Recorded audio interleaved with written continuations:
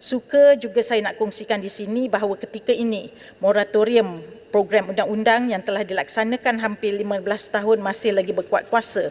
Secara relatifnya, rasio nisbah peguam kepada penduduk di Malaysia adalah selaras dengan nisbah peguam kepada penduduk di beberapa negara lain.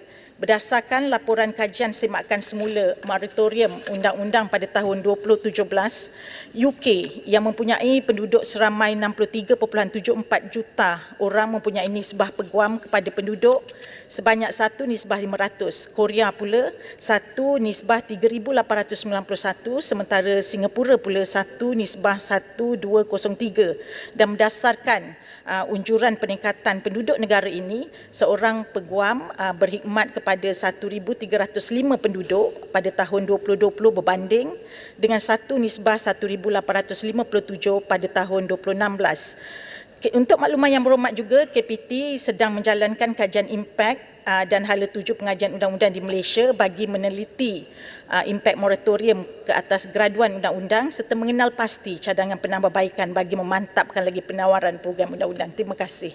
Silakan Bukit Bendera. Ya, terima kasih Menteri. Saya mendengar dengan jelas penjelasan Menteri. Dan saya ingin membela nasib doktor-doktor muda dan juga peguam pelatih ataupun peguam muda.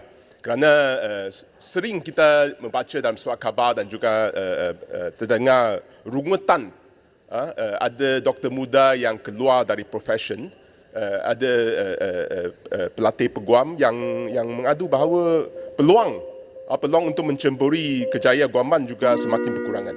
Soalan saya, bilangan graduan perubatan dan peguam berlipat ganda. Bilangan universiti awam dan swasta berlipat ganda dalam masa 1-2 dekad ini.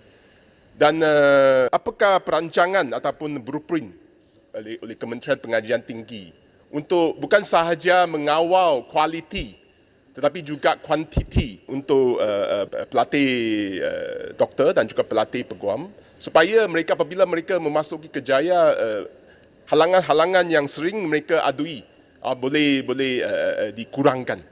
Dan apakah national blueprint?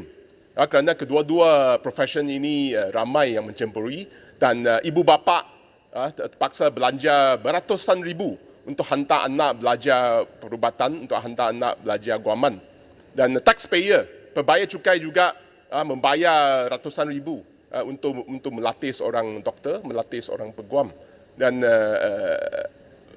apakah begitu banyak rungutan? Apakah national blueprint untuk soalan-soalan yang saya bangkitkan tadi? Terima kasih, Tuan Speaker. Bukit Bendera ulang soalan 3 kali. Silakan Yang Hormat. Terima kasih Tan Sri, terima kasih Bukit Bendera di atas keprihatinan Bukit Bendera terhadap graduan di dalam perubatan dan juga undang-undang. Sebenarnya kementerian memang ada blueprint yang dinamakan Malaysia Education Blueprint 2015-2025 on higher education dengan izin. Di mana lonjakan pertama adalah menghasilkan graduan holistik yang seimbang, termasuklah graduan perubatan. Dan untuk makluman yang berhormat Bukit Bendera juga, pihak kementerian memang sentiasa fokus pada pembangunan bakat di kalangan pelajar tempatan. Justru itu nak memastikan bahawa IPT mengeluarkan graduan perubatan memenuhi kehendak dan keperluan negara, sebab keputusan ini adalah keputusan bersama dengan beberapa kementerian lain. Jadinya KPT memang sentiasa bekerjasama dengan pihak KKM dan juga Malaysian Medical Council untuk memastikan bahawa pengeluaran bakat dalam bidang perubatan ini dikawal berdasarkan kepada unjuran yang telah ditetapkan oleh Kementerian Kesihatan Malaysia. Jawatankuasa bersama ini adalah satu mekanisme untuk mengawal kemasukan pelajar yang mendapat tempat di IPT di dalam bidang perubatan. Dan jawatankuasa ini adalah lebih kepada graduan di dalam negara. Macam saya katakan di dalam jawapan asal saya, kalau ikut unjuran yang telah ditetapkan oleh KKM, kita masih lagi di bawah unjuran.